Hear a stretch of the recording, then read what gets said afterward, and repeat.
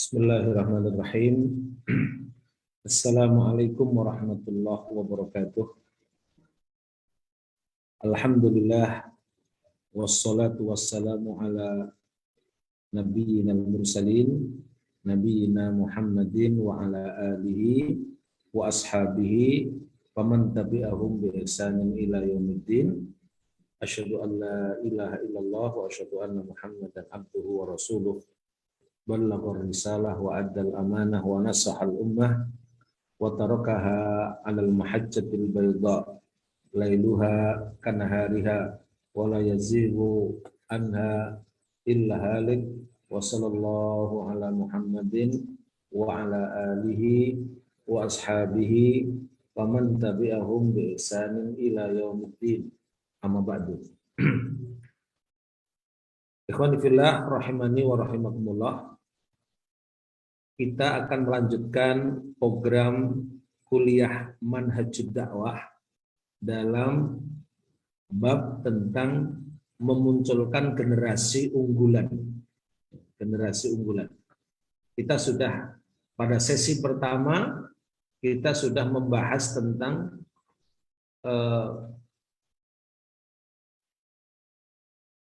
janji yang terrealisir berupa kemunculan generasi unggulan itu pernah terjadi pada zaman Nabi Musa alaihissalam pada ayat kelima dari surat Al-Qasas. Allah berfirman, wa nuridu an namunna 'alal ladzina istud'ifu wa naj'alahum a'immah wa naj'alahumul warithin. Janji yang ada di dalam ayat kelima ini, Allah akan mengkaruniakan kemenangan kepada hamba-hambanya yang tertindas atau terintimidasi, dan akan kami jadikan di kalangan mereka ini menjadi pemimpin. Janji ini bila kita hitung itu pada ayat ke-7 itu menunjukkan bahwa janji ini adalah disampaikan oleh Allah saat Nabi Musa masih bayi, masih sangat bayi. Nah, tapi kehendak Allah itu berlaku kepada umat ini. Faktanya kemudian ketika Nabi Musa beranjak dewasa, janji ini mulai terrealisir. Maka ada sebuah kaidah ya, untuk menjadikan janji ini terrealisir. Allah itu akan menyiapkan semua sebab-sebab yang bisa menghantarkan kepada kemunculan generasi unggulan ini atau generasi yang terbaik ini. Dan itu bisa kita lihat yang dikenal dengan nama Innallaha idza arada syai'an hayya alahul asbab. Allah itu kalau menghendaki sesuatu kepada hamba, maka hayya alahul asbab. Allah menyiapkan sebab-sebab. Sebab-sebab untuk menuju kepada janji yang sudah ditetapkan oleh Allah ini. Dan itu bisa kita pelajari dari surat Al-Qasas ayat ke-7 sampai ke-13. Di antara janji pokoknya itu adalah bahwa Nabi Musa itu kecil, itu adalah ibunya diperintahkan untuk membuang ke laut dan kemudian tentu melewati sungai. Kemudian yang kedua, Anda jangan khawatir dan jangan takut, kami pasti akan mengembalikan anakmu. Itu janji Allah dan akan menjadikan sebagai pemimpin. Nah, dua janji yang ada di ayat ke-7 ini benar-benar terrealisir. Di mana Nabi Musa kecil, masih bayi, itu akhirnya bisa kembali dengan tahapan-tahapan kembali ke pangkuan ibunya. Dan yang kedua adalah Nabi Musa benar-benar setelah dewasa itu diangkat oleh Allah menjadi pemimpin, yaitu menjadi rasul, nabi dan rasul di kalangan Bani Israel. Itu disebut dengan janji yang terrealisir. Nah, pada kajian berikutnya juga sudah kita bahas tentang janji Rasulullah untuk umat ini, yaitu akan dibukakan kota Konstantinopel. Konstantinopel itu letaknya di Eropa bagian timur, Eropa Timur. Namanya dulu adalah ibu kota Bizantium. Nabi belum pernah datang ke tempat tersebut, tapi pernah menjanjikan begini untuk umat ini, latuftahanna lakum al-Konstantiniyah, wala ni'mal amir amiruha, wala ni'mal jais dalikal jais. Benar-benar kota Konstantinopel itu akan dibukakan untuk kalian, dan sebaik-baik pemimpin yang membuka itu adalah pemimpin yang terbaik, itu adalah pemimpin yang membuka kota Konstantinopel. Dan sebaik-baik tentara adalah tentara yang ikut di dalam pembukaan kota tersebut. Nah, dalam surat Al-Ahzab, orang-orang munafik saat mendengar ini dari lisannya Rasulullah itu mengelak, menolak, atau dalam bahasa Jawa namanya ngepal. Nggak mungkin terjadi, karena memang kemudian kondisinya antara janji itu dengan janji di mana Eropa sudah berada dalam peradaban yang tinggi, sementara umatnya Nabi pada waktu itu masih kecil. Tapi subhanallah, semuanya terjadi atas kehendak Allah Subhanahu wa taala sebagaimana yang dijanjikan melalui lisan Rasulnya. Lisan Rasulnya. Dan ini yang harus kita lakukan. Berapa lama antara janji dengan peristiwa keberhasilan pembukaan kota Konstantinopel? Itu adalah 840 tahun. Masa yang tidak sebentar, 8 abad lebih baru terrealisir. Intinya, sampai kapanpun janji Allah itu akan terrealisir. Mencari sosok atau pihak yang pantas. Maka terhadap semua janji tadi, apa yang dibutuhkan oleh kita dalam memahami kemunculan generasi unggulan yang dinantikan ini, itu kita butuh sabar dan yakin. Pada surat As-Sajdah ayat ke-27.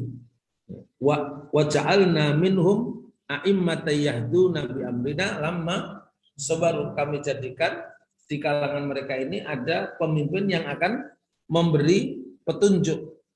Ada yang akan menjadi pemimpin di kalangan umat ini. Itu janjinya Allah. Kapan itu terjadi? Lama sabaru, tatkala mereka berlaku sabar. Yang kedua adalah wa kanu bi ayatina yuqinun, dan mereka yakin dengan ayat Allah. Jadi butuh apa yang disebut dengan sabar dan yakin. Semua pasti akan terjadi sesuai dengan waktunya yang sudah ditetapkan.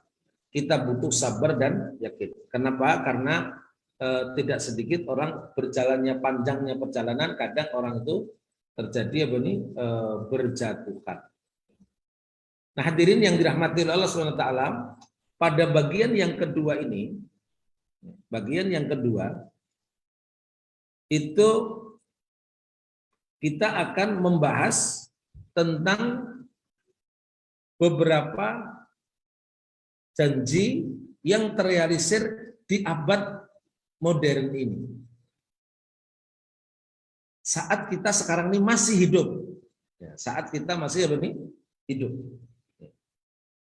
Nah, apa itu? Berupa kemunculan generasi unggulan yang mereka ini sering disebut dengan nama Ashabu Royati As-Saud, yaitu pasukan berbendera hitam. Walaupun hadis-hadis ini, terutama tentang pasukan berbendera hitam ini, itu dhaiful isnad, ada yang sanadnya itu dhaif. Setidaknya kita memang tidak menjadikan sebagai hujjah, tapi setidaknya sebagai pengetahuan. Pengetahuan. dengan cara tangzil atau mendudukkan dengan hadis-hadis yang lain. Misalkan hadis sahih yang lain itu akan muncul tentang kemunculan Dajjal. Dalam hadis yang sudah ditetapkan di dalam beberapa hadis itu adalah yakhruju ad-dajjal min Isfahan. Yakhruju ad-dajjal min Yahudi Isfahan. Ini Musnad Ahmad. Musnad ini disahihkan. Kemudian wa ma'ahu sab'una alfan minal yahud, bersamanya itu 70.000 orang dari kalangan apa nih? Yahudi. Ini sebagai informasi yang perlu untuk kita jadikan pembanding, ya, pembanding. Di akhir zaman kita ini akan ada atau bertemu dengan dua kelompok besar saja, yang pasti nanti saling berhadapan. Yang satu kelompok Dajjal, yang satu kelompok pendukung Imam Mahdi, pendukung Imam Mahdi. Dari dua kelompok ini, yang sudah nyata hadisnya sahih itu adalah tentang kemunculan Dajjal dari dataran Isfahan. Ini banyak ahli hadis yang mensahihkan. Berarti akan muncul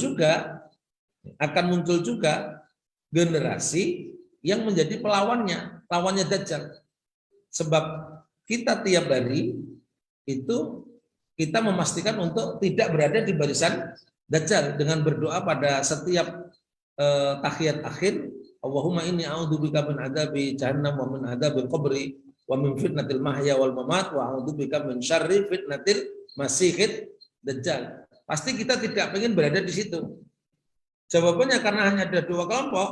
Kalau tidak di situ berarti berada di Imam Mahdi, yaitu yang di dalam beberapa keterangan itu adalah mereka adalah pasukan berbendera hitam dari dataran apa nih Khurasan.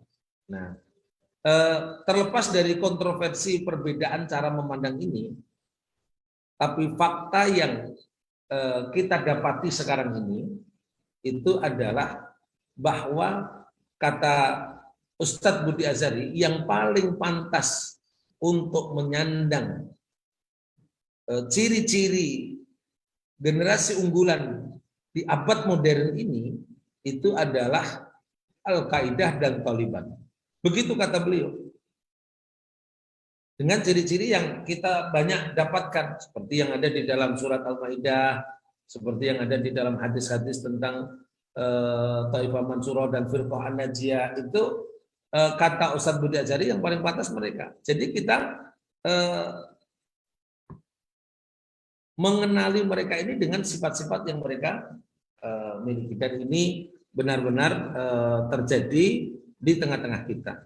Nah, saran saya kita tidak terjebak dalam debat tentang hadis Ashabur Rayyati Su'ud antara dhaif dengan yang lain. Itu kita fokusnya kepada surat Al-Maidah ayat 54. Itu konkret di mana Allah menjanjikan akan datangnya generasi unggulan dengan ciri-ciri yang pertama itu adalah cirinya yuhibbuhum wa yuhibbunahu, pribadinya dicintai oleh Allah dan mereka pun mencintai Allah. Kemudian yang kedua, memiliki akidah wala wal bara.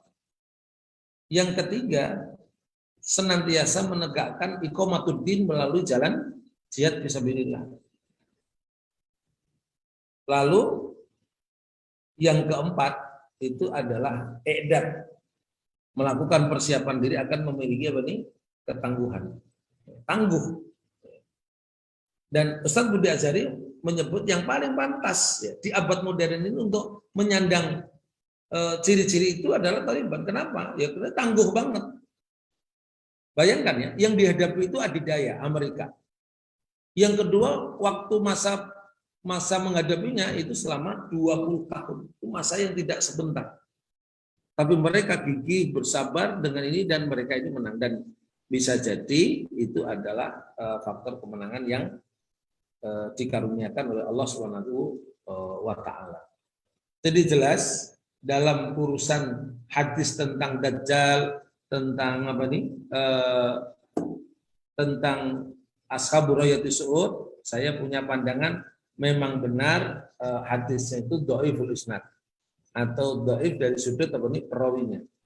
Tapi ajarannya sesungguhnya memiliki kesatuan atau kebaikan yang dimiliki. Nah, jadi kemunculan kita pakai yang mana kalau begitu? Tentang kemunculan generasi unggulan ini yang masih dalam debatable tadi antara dhaiful isnad dan yang lain, sebaiknya la yuhtajju bihi, tidak dipakai untuk hujah. Kita pakai yang mana? Al-Maidah ayat 54. Al-Maidah ayat 54. Itu yang sudah konkret. Tidak ada perdebatan karena itu adalah bersumber dari Al-Qur'an. Maka apa yang sedang kita lakukan di ma'had-ma'had binaan Dewan Dakwah ini adalah untuk memunculkan generasi unggulan yang dijanjikan oleh Allah pada surat Al-Maidah 54. Memunculkan generasi unggulan yang dijanjikan oleh Allah dalam Al-Maidah ayat ke-54. Yang sejatinya isinya itu ada 4 yang saya sebut tadi. 1, tentang membangun kecintaan kepada sahabat-sahabat, kecintaan, membangun kecintaan kepada Allah dan Rasul-Nya. Yang kedua itu adalah memiliki sikap wala wal bara. Yang ketiga adalah iqamatuddin dengan jihad. Dan yang keempat adalah beredar. Dan tiga-tiganya ini sejatinya sudah ada pada grup yang kita miliki. Maka kalau ditanya, kita sandarannya kemunculan generasi itu pada apa? Bukan pada hadis tentang Ashabur Rayyatis Su'ud. Itu cukup jadi pengetahuan saja. Bukan menjadi sandaran. Juga bukan dari hadis Dajjal, tapi kita murni dari Quran surat Al-Maidah ayat 54. Nah, itu cara meyakininya. Slide berikutnya, Mas. Nah, ada 2 keistimewaan generasi unggulan yang mampu mengalahkan negara adidaya, karena kita bicaranya yang modern, yaitu Mujahidin dan Taliban ini itu dianggap mampu mengalahkan adidaya. Mujahidin itu mengalahkan Rusia atau Uni Soviet itu pada tahun 89. Ini yang lama. Nah, beberapa puluh tahun berikutnya anaknya daripada cucu anaknya daripada beberapa tahun berikutnya anaknya dari para mujahidin yang bernama Taliban itu juga mampu menaklukkan negara adidaya yang kedua, yaitu Amerika. Nah, Amerika tahun Agustus, tepatnya adalah 15 Agustus kemarin. Kita sudah masuk ke Oktober sekarang ini. Nah, ini jelas menjadi bukti adanya satu janji Allah yang disebutkan di dalam lisan hadis Nabi, yaitu la tazalu ta'ifatun min ummati dhahirina alal haqqi yuqatiluna alal haqqi la yadurruhum man khadalahum aw khawlafahum. Akan tetap senantiasa ada orang-orang dari sekelompok umat itu yang dhahirina alal haqq. Dhahirina alal haqq, yaitu menampakkan kebenaran. menangkapkan kebenaran ini tidak takut dengan cercaan apapun.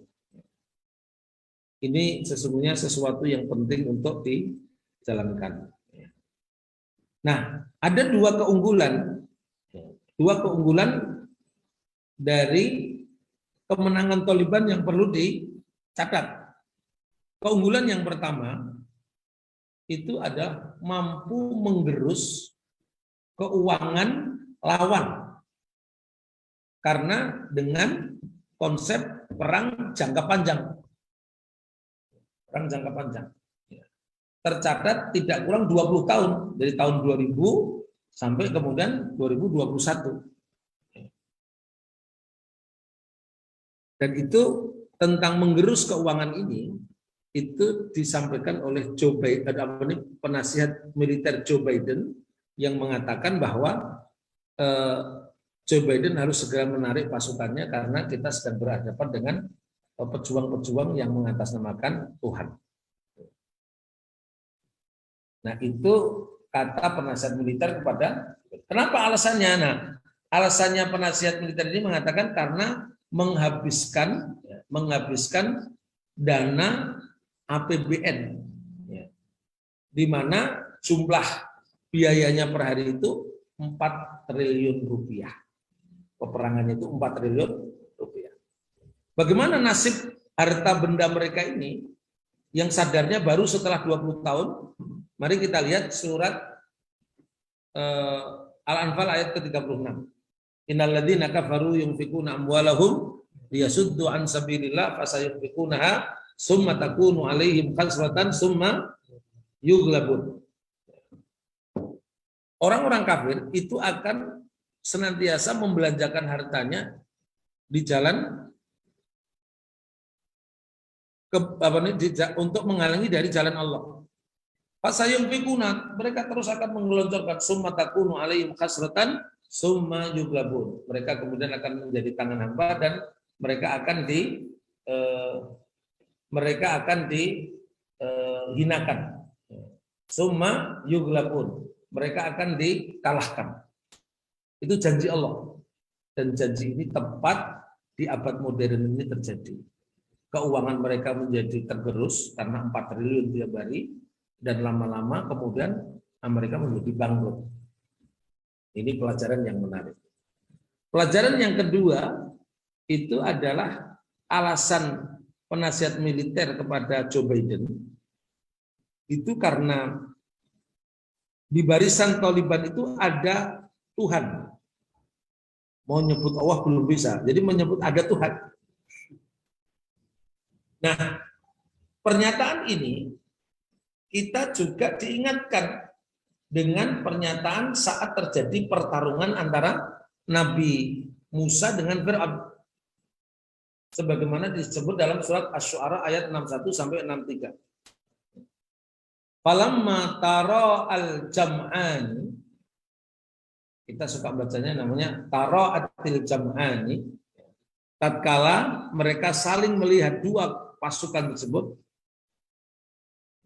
nakasa ala akibaihi, mereka akan balik ke belakang. Ini aromala taro, aku melihat apa yang kalian tidak lihat. Ini perkataannya siapa? Perkataannya Ashabu Musa, orang itu Musa. Tatkala lihat Fir'aun itu sudah ada dekat dengan pengejarannya, maka Nabi Musa yang dibimbing oleh wahyu menyatakan, kala, sekali-kali tidak. Mereka tidak akan mampu menyentuh kita. Kenapa? Inna ma'iya rabbi sayahdin. Sesungguhnya bersama kita ini adalah Rabb yang akan memberi petunjuk. Jadi ringkasnya, ma'iyatullah di dalam perjuangan ini sangat kita butuhkan. Apalagi wata'yiduhu, yaitu apalagi pertolongannya. Maka para ulama itu telah merumuskan keberhasilan dakwah Rasul itu ditopang ada 3. Yang pertama adalah kamaliyatul Islam wasumuliyatuh, kesempurnaan Islam dan kesempurnaan Islam dan kamaliyatuh, ya, komprehensifnya. Itu sangat menjadi faktor kemenangan. Nah, faktor yang kemenangan yang kedua itu adanya qudwah, keteladanan. Dan faktor yang ketiga itu adalah, ya, faktor yang ketiga adalah selain keteladanan, ya, faktor yang ketiga itu adalah apa tadi? Bentar. Faktor yang pertama apa tadi? Kamaliyatul Islam. Faktor yang kedua adalah saksiatul Rasul, kepribadian dai itu sendiri, yaitu Rasul dalam hal ini. Yang ketiga adalah ma'iyatullah wa ta'yiduh. Yang berkait dengan materi ini adalah kebersamaan Allah dan pertolongannya. Dan itu janji yang ada di dalam Al-Qur'an. Nah, pertanyaannya,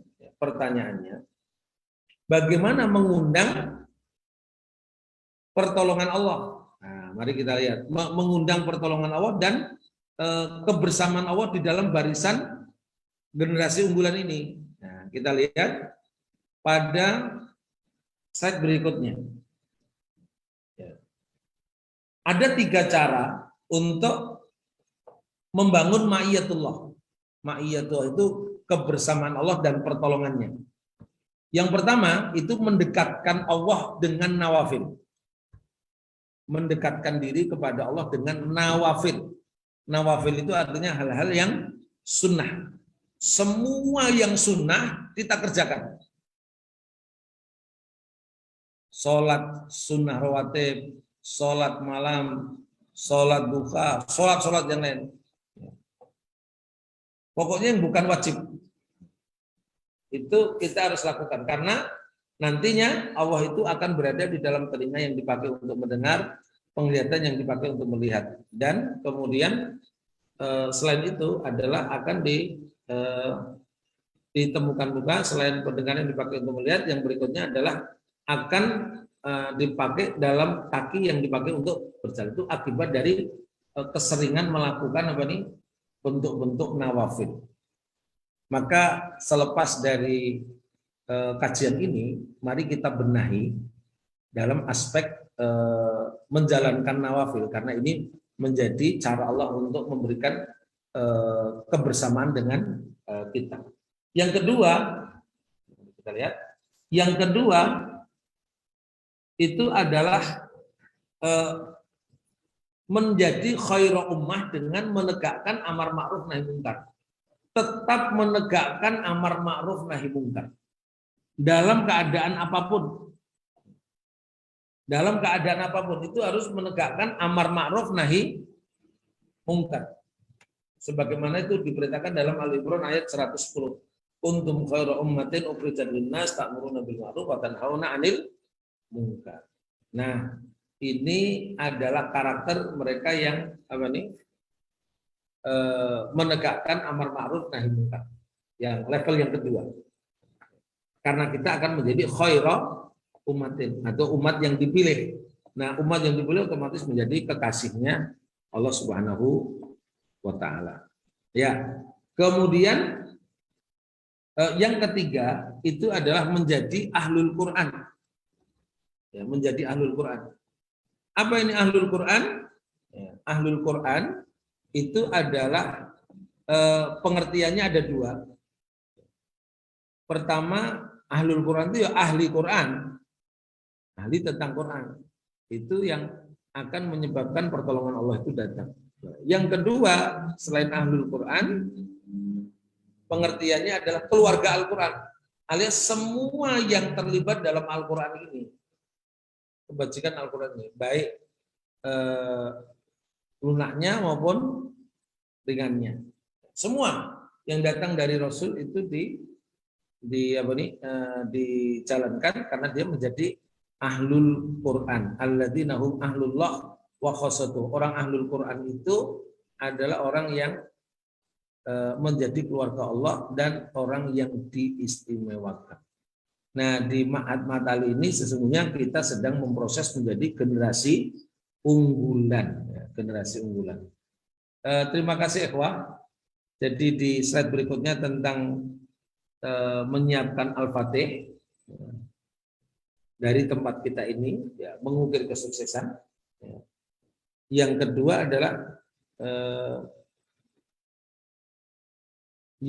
adalah tentang fenomena terjadinya pertarungan di muka bumi ini. Ada free trade, free market, perdagangan bebas. Jadi siapa yang bisa berani lantang ngomong dan yang lain, ya dapat. Kemudian yang kedua adalah tentang ideologi negara dan agama, terutama perang di Israel yang tidak ada kunjung selesainya. Kemudian yang ketiga adalah teror, ya, teror perang politik. Nah, ketiga-tiganya ini pertanyaan yang mendasar itu adalah adakah tiga hal ini itu ada kebetulan atau sudah dirancang? Kemudian yang ketiga apa itu? Kecelakaan. Kecelakaankah peristiwa tiga ini? Accident atau disengaja? Kalau kecelakaan ya berarti itu tidak disengaja. Kemudian yang ketiga, apa hubungannya dengan kita terhadap tiga peristiwa ini?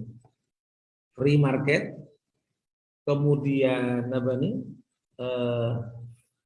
Negara dan agama dalam perspektif ideologi. Yang ketiga itu adalah war against terrorism, perang melawan terorisme.